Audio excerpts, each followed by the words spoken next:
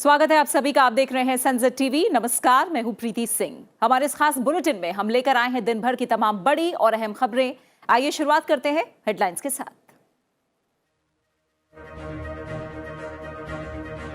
कार्यपालिका की प्रशासनिक जवाबदेही सुनिश्चित करने में लोक लेखा समिति का अहम स्थान। पब्लिक अकाउंट्स कमेटी के शताब्दी समारोह में राष्ट्रपति का संबोधन। उपराष्ट्रपति का साल में 100 दिन संसद की बैठक करने पर जोर। लोकसभा अध्यक्ष ने सरकार की नीतियों और कार्यक्रमों को बेहतर बनाने में समिति को बताया सहायक।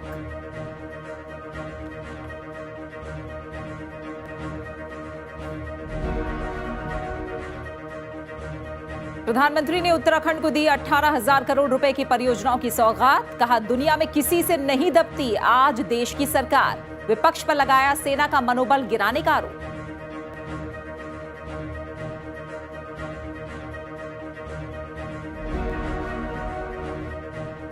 गुजरात में ओमिक्रॉन का नया मामला। मुख्यमंत्री ने समीक्षा बैठक कर ट्रेसिंग, टेस्टिंग और इलाज करने का दिया निर्देश।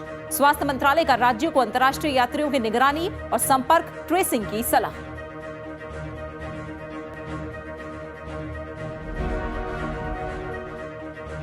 पश्चिम बंगाल, ओडिशा और आंध्र प्रदेश के लिए बड़ी राहत।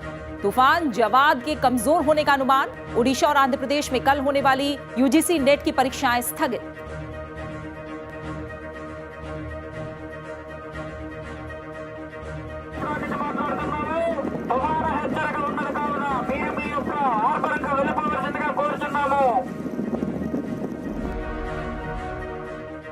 और मुंबई टेस्ट में टीम इंडिया की स्थिति मजबूत। न्यूजीलैंड पर 332 रन की बढ़त। टेस्ट में परफेक्ट 10 विकेट लेने वाले तीसरे गेंदबाज बने एजाज पटेल। भारत दक्षिण अफ्रीका के बीच टेस्ट और वनडे सीरीज को हरी झंडी।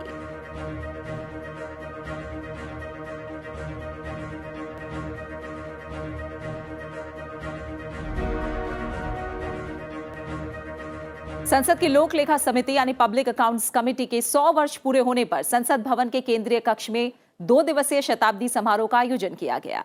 इस मौके पर राष्ट्रपति रामनाथ कोविंद ने कहा कि गांधी जी का मानना था कि स्वच्छ सार्वजनिक जीवन के लिए हिसाब किताब रखना उतना ही आवश्यक है जितना सामाजिक जीवन में स्वच्छता।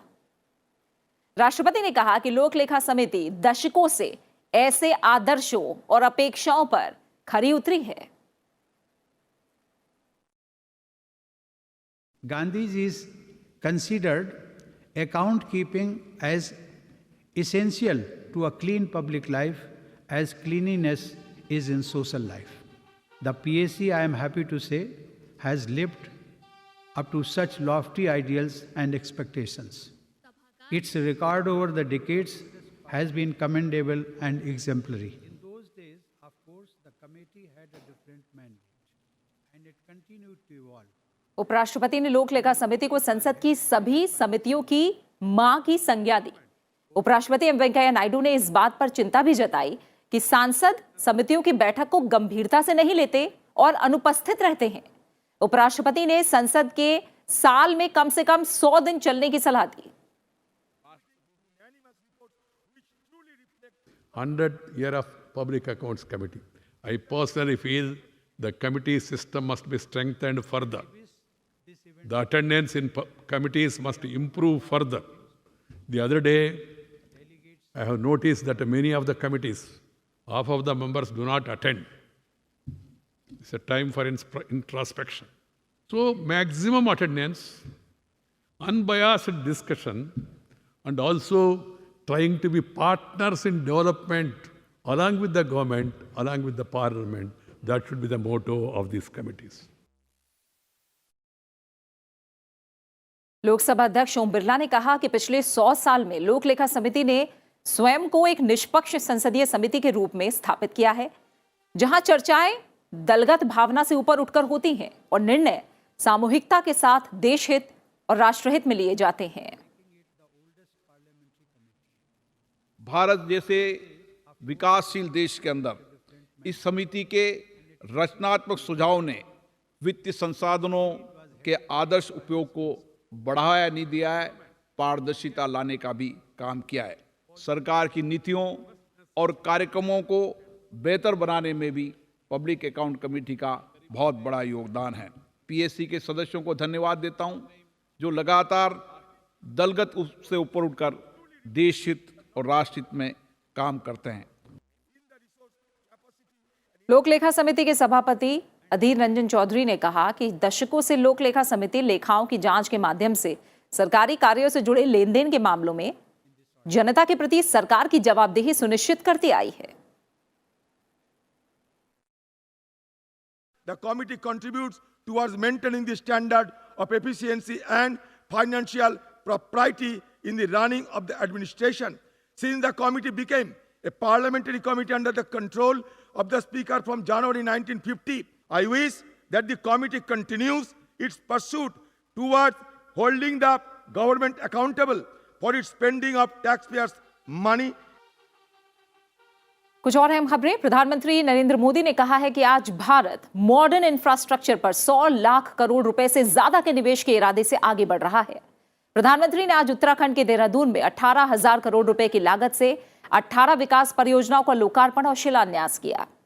प्रधानमंत्री ने कहा कि बीते 5 साल में केंद्र सरकार ने उत्तराखंड के लिए 1 लाख करोड़ रुपए से अधिक की परियोजनाएं मंजूर की हैं, जो इस दशक को उत्तराखंड का दशक बनाने में एक अहम भूमिका निभाएंगी।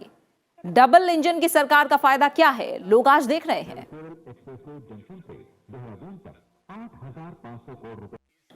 ये आर्थिक गलियारा अब दिल्ली से हरिद्वार आने जाने के समय को भी कम कर देगा। हरिद्वार रिंग रोड परियोजना से हरिद्वार शहर को जाम की बरसों पुरानी समस्या से मुक्ति मिलेगी। इससे कुमाऊं क्षेत्र के साथ संपर्क भी और आसान होगा। जनसभा को संबोधित करते हुए प्रधानमंत्री नरेंद्र मोदी ने कहा कि आज जो सरकार देश में है वो दुनिया के किसी देश के दबाव में नहीं आ सकती। हम राष्ट्र प्रथम, सदैव प्रथम के मंत्र पर चलने वाले लोग हैं। प्रधानमंत्री ने विपक्ष पर भी जमकर निशाना साधा और कहा कि वो लोग सेना को हतोत्साहित करने का कोई मौका नहीं छोड़ते। वन रैंक वन पेंशन हो, आधुनिक अस्त्र शस्त्र हो या फिर आतंकवादियों को मुंह तोड़ जवाब देना हो, जैसे उन लोगों ने हर स्तर पर सेना को निराश करने का, हतोत्साहित करने की मानो कसम खा रखी थी। रक्षा मंत्री राजनाथ सिंह ने कहा है कि सरकार का उद्देश्य 2024-25 तक 35,000 करोड़ रुपए से के रक्षा निर्यात के लक्ष्य को हासिल करना है। उन्होंने कहा कि निर्यात को बढ़ावा देना सरकार की सर्वोच्च प्राथमिकता है। Society of Indian defence manufacturers की तरफ से आयोजित समारोह को संबोधित करते हुए राजनाथ सिंह ने कहा कि रक्षा मंत्रालय ने अगले 5 साल के लिए 500 करोड़ रुपए के बजट की एक योजना को मंजूरी दी है। भारतीय एक्सपोर्ट को बढ़ावा देना भारत सरकार का ये एक पहला एजेंडा है, मैंने प्राथमिक एजेंडा है हमारा, ताकि भारत आने वाले समय में नेट इंपोर्टर की बजाय नेट एक्सपोर्टर बन सके।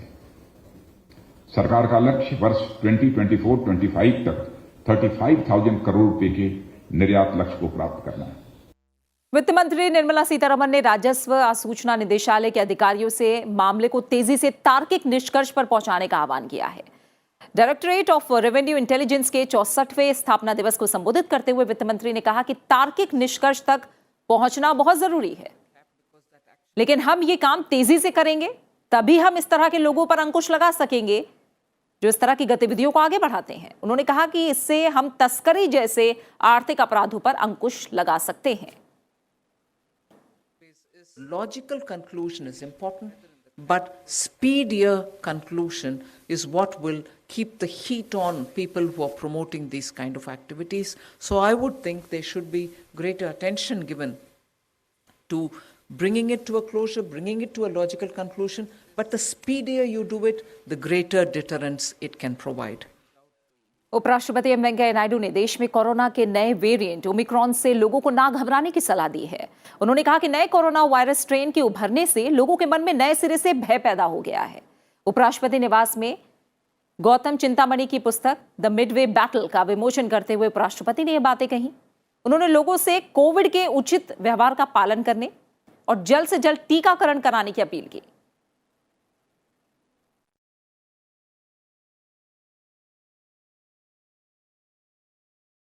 The emergence of a new coronavirus strain has created renewed fears in people's mind. I would advise people not to be panicked, but remain vigilant and keep following COVID appropriate behavior.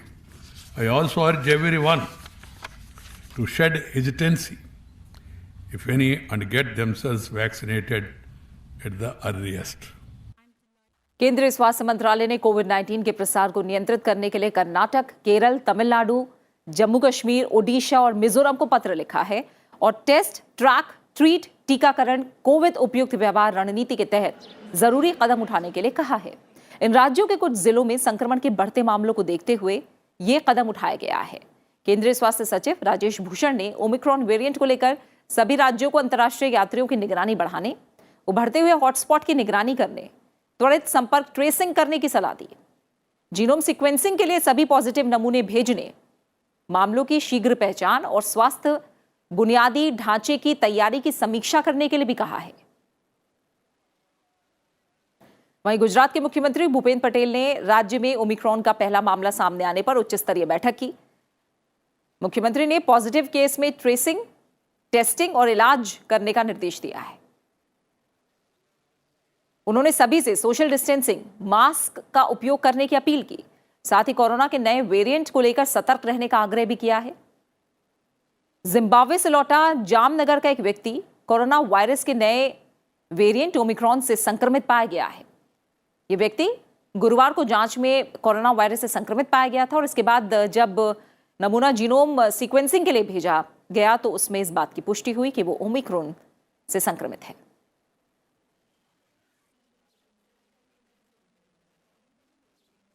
राष्ट्रव्यापी Covid टीकाकरण अभियान के तहत अब तक देश में 127 करोड़ 53 लाख से अधिक कोविड टीके लगाए जा चुके हैं।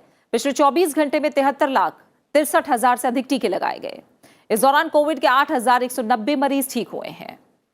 अब तक 3 करोड़ 40 लाख 53 हजार से अधिक लोग कोविड से ठीक हो चुके हैं। इसके साथ ही रिकवरी रेट 98.35% हो गया है। वहीं पिछले 24 घंटों में 8,603 नए मामले भी दर्ज किए गए। इस समय देश में 99,974 लोगों का इलाज चल रहा है।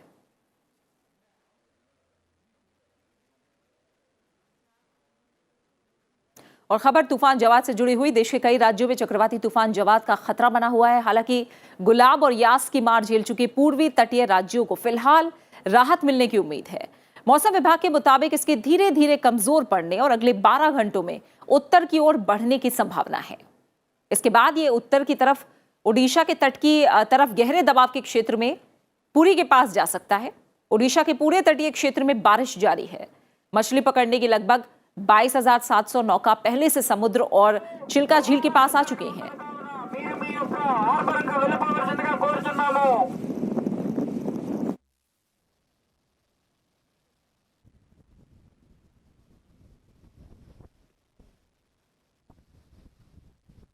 The cyclone is approaching towards the north coastal Andhra Pradesh. Over these 3 districts, moderate to severe thunderstorms are there, as well as moderate rainfall. At many places, chances are there with isolated heavy to very heavy, with the extreme heavy rainfalls also. At 1 or 2 places, chances are there. तूफान के कारण ओडिशा और आंध्र प्रदेश में UGC net की होने वाली परीक्षाएं स्थगित कर दी गई हैं। तूफान के लिए रेड अलर्ट जारी होने के बाद यह कदम उठाया गया। परीक्षाओं की नई तारीख का ऐलान फिलहाल बाद में किया जाएगा। ओडिशा, आंध्र प्रदेश और पश्चिम बंगाल में भी कल होने वाले भारतीय विदेश व्यापार संस्थान की MBA पाठ्यक्रम की प्रवेश परीक्षा टाल दी गई है।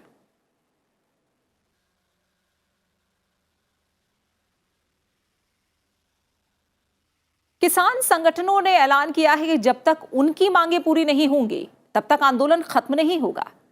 सिंघू बॉर्डर पर हुई संयुक्त किसान मोर्चा की मीटिंग में यह फैसला लिया गया। इसके अलावा केंद्र सरकार से बातचीत करने के लिए 5 मेंबर की कमेटी भी बना दी गई है, जिसमें किसान नेता बलबीर सिंह राजेवाल, गुरनाम चढ़नी, युद्धवीर सिंह, शिवकुमार शर्मा, अशोक धावले शामिल हैं। संयुक्त किसान मोर्चा ने केंद्र सरकार को 2 दिन में एमएसपी कमेटी, किसानों पर दर्ज केस वापस लेने, मुआवजे और बाकी मांगों के बारे में स्थिति साफ करने के लिए कहा है। इसके बाद 7 दिसंबर को फिर मोर्चे की मीटिंग होगी, जिसमें आगे की रणनीति तय की जाएगी।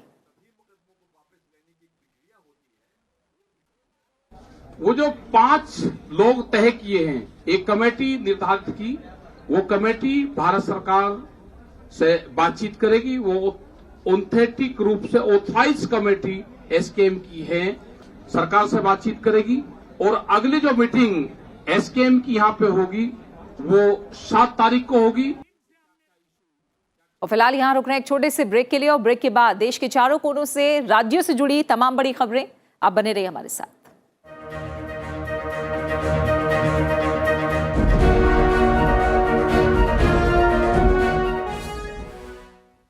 क्या वाकई पूर्वोत्तर के राज्य के लिए देश की राजधानी दिल्ली अब दूर नहीं रही? गुवाहाटी डेवलपमेंट हो रहा है, लेकिन असम का जो बाकी हिस्सा है उस पर ओवरऑल डेवलपमेंट नहीं हो रहा है। After 2014 the infrastructure, road infrastructure बोलिए या रेलवे इंफ्रास्ट्रक्चर बोलिए, ब्रॉडगेज बेटर हुआ है। इस रीजन में 3 डिस्ट्रिक्ट है, लेकिन सिर्फ थोड़ा बहुत, नॉट अप टू मार्क, थोड़ा बहुत जो हेल्थ फैसिलिटीज है वो सिलचर में है। साल के 8 महीने तक पानी रहता है। ओके। तो एक बच्चा 8 महीना स्कूल नहीं जा पाता।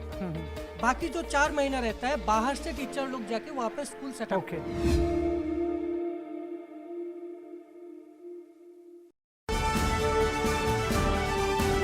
Watch Perspective on Sunset TV at 9:30 p.m.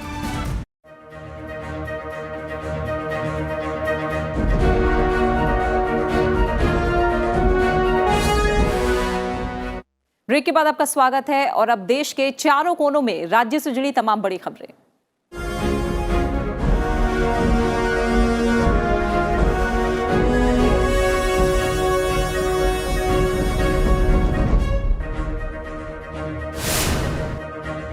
केंद्रीय गृह मंत्री अमित शाह 2 दिवसीय दौरे पर जैसलमेर में हैं। यहां उन्होंने सीमा सुरक्षा बल के जवानों के साथ सुरक्षा की स्थिति का जायजा लिया। अमित शाह अंतर्राष्ट्रीय सीमा के निकट सीमा चौकी पर बीएसएफ जवानों के साथ आज रात बिताएंगे।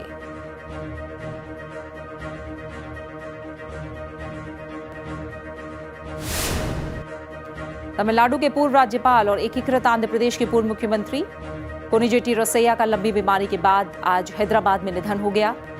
88 वर्षीय रोसैया कांग्रेस के वरिष्ठ नेता थे। राष्ट्रपति, उपराष्ट्रपति, प्रधानमंत्री और लोकसभा अध्यक्ष सहित कई नेताओं ने उनके निधन पर शोक जताया है।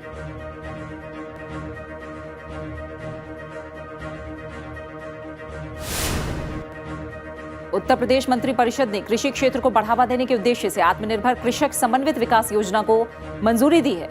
इस योजना को चालू वित्त वर्ष 2021-22 से ही लागू किया जाएगा। इस योजना के तहत राज्य के प्रत्येक विकास खंड में अगले 3 वर्षों में 1475 किसान उत्पादक संगठन बनाए जाएंगे।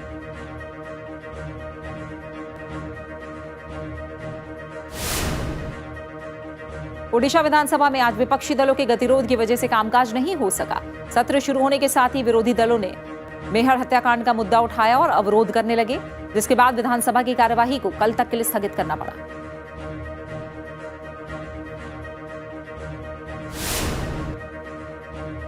तमिलनाडु में एआईएडीएमके के 2 शीर्ष नेताओं ओ पनीरसेल्वम और के पलानीस्वामी ने पार्टी समन्वयक और संयुक्त समन्वयक पदों के लिए नामांकन दाखिल किया। इससे पहले अन्ना द्रमुक ने 2 पदों के लिए चुनाव कार्यक्रम की घोषणा की थी।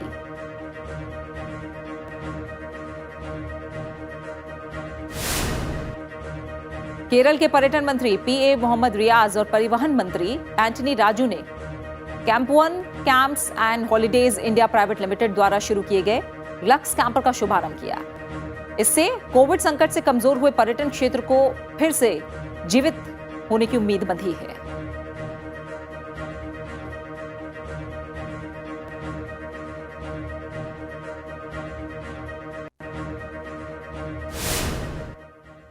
कर्नाटक में कोरोना वायरस संक्रमण के नए वेरिएंट ओमिक्रॉन के 2 मामले सामने आने के बाद राज्य सरकार ने कई सुरक्षा उपायों की घोषणा की है। सरकार ने मॉल, सिनेमाघर, स्कूल और कॉलेज जाने वालों के लिए कोविड की दोनों खुराकें अनिवार्य कर दी है।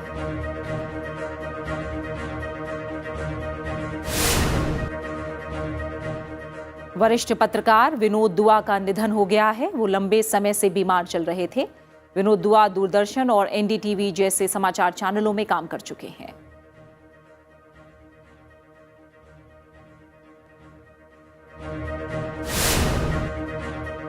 जम्मू कश्मीर में अगले 2 दिन तक हल्की से भारी बर्फबारी की आशंका है। घाटी में ज्यादातर जगहों पर न्यूनतम तापमान में इजाफा देखा गया। मौसम विभाग के मुताबिक जम्मू कश्मीर में रविवार को भारी हिमपात हो सकता है।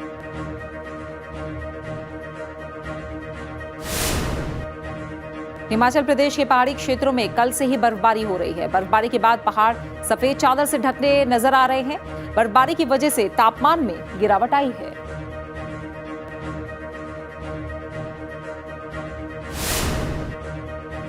हरियाणा के अंबाला में सड़कों पर विजिबिलिटी 0 के बराबर हो गई। घने कोहरे और धुंध की वजह से सड़क और रेल यातायात भी प्रभावित रहा। वहीं तापमान में अचानक गिरावट से ठिठुरन काफी ज्यादा बढ़ गई है।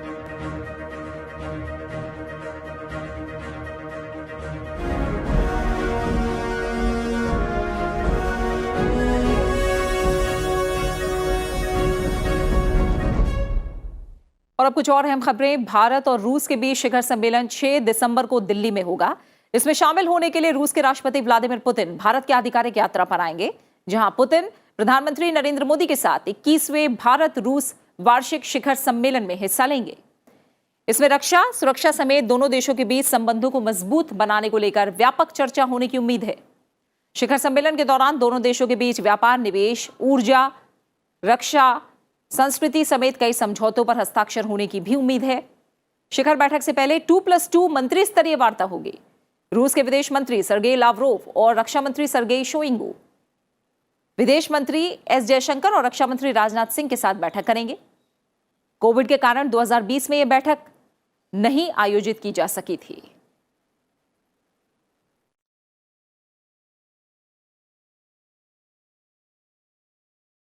Let me once again confirm that December 6th, the President of the Russian Federation, Mr. Vladimir Vladimirovich Putin, would be coming to India, to Delhi, for a working visit. His talks to the Prime Minister, with the Prime Minister, His Excellency Mr.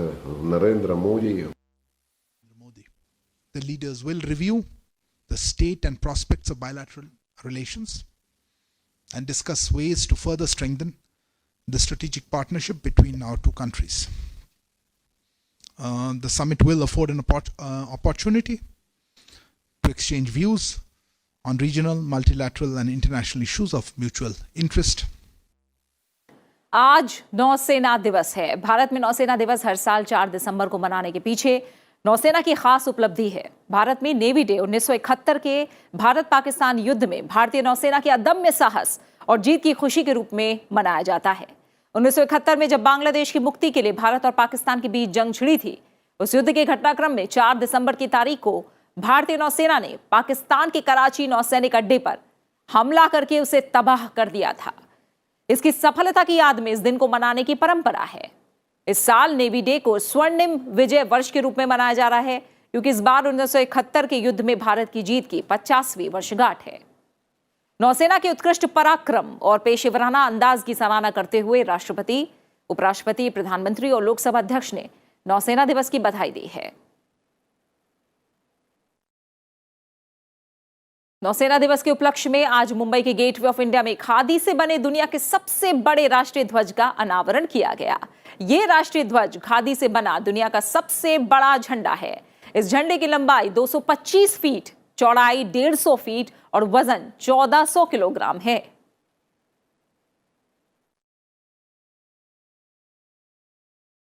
कुछ अहम अंतर्राष्ट्रीय खबरों पर नजर डालें तो पाकिस्तान के सियालकोट में ईश निंदा के आरोप में श्रीलंकाई नागरिक की पीट कर हत्या से दुनिया एक तरह से सन्न है। श्रीलंका ने इस घटना पर नाराजगी जताई है। श्रीलंका की संसद ने पाकिस्तान में श्रीलंकाई नागरिक की पीट कर हत्या किए जाने की निंदा की है। साथ ही वहां के अधिकारियों से देश में रह रहे श्रीलंकाई प्रवासी श्रमिकों की सुरक्षा सुनिश्चित करने का आग्रह किया है। शुक्रवार को एक निर्मम घटना में श्रीलंकाई नागरिक प्रियंता कुमारा दियावदाना की लिंचिंग की गई, जिसमें एक कट्टर पार्टी के नाराज समर्थकों ने उन्हें जिंदा जला दिया। प्रियंता दियावदाना कुमारा एक कपड़े की फैक्ट्री में एक्सपोर्ट मैनेजर के तौर पर काम कर रहे थे।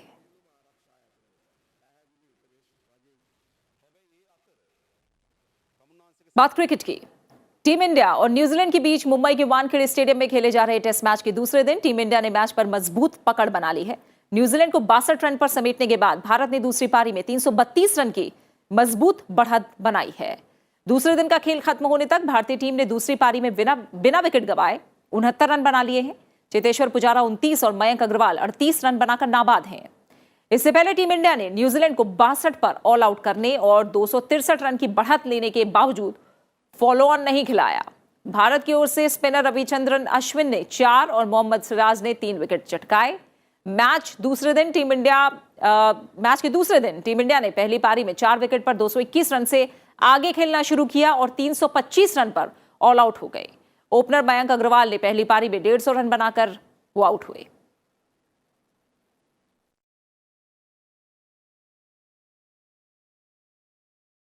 एजाज पटेल टेस्ट क्रिकेट के इतिहास में एक पारी की सभी 10 विकेट लेने वाले दुनिया की तीसरे गेंदबाज बन गए हैं।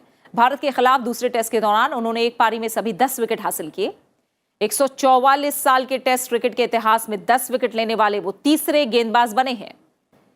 1996 में न्यूजीलैंड में जा बसे पटेल ने भारत की पहली पारी में 47.5 ओवर में 119 रन देकर 10 विकेट लिए।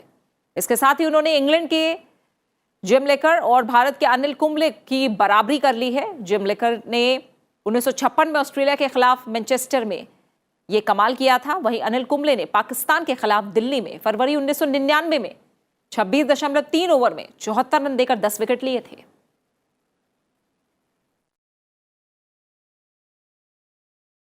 टीम इंडिया का दक्षिण अफ्रीका दौरा होगा, लेकिन कार्यक्रम में कुछ बदलाव किए गए हैं। हालांकि T20 अंतर्राष्ट्रीय मैच अभी नहीं खेले जाएंगे। बीसीसीआई सचिव जय शाह ने कोरोना वायरस के नए वेरिएंट के आने के बाद इस दौरे को लेकर लग रही अटकलों पर विराम लगाया है और यह ऐलान किया। टीम इंडिया अब 3 टेस्ट और 3 वनडे खेलेगी। पहला टेस्ट 17 दिसंबर से जोहानिसबर्ग में शुरू होगा।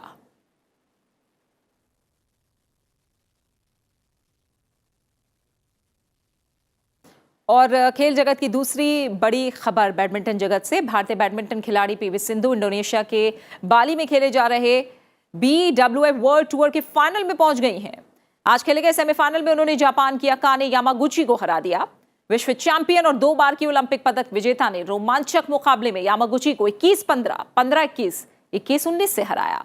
पीवी सिंधु ने 2018 में ये खिताब जीता था और ये उपलब्धि हासिल करने वाली वो एकमात्र भारतीय खिलाड़ी हैं।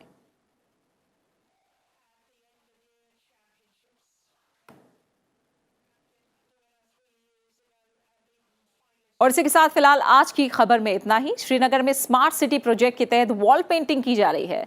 जाते जाते आपको छोड़ जाते हैं इन्हीं तस्वीरों के साथ। अपना अच्छे से ख्याल रखिए और मुझे दीजिए इजाजत। नमस्कार।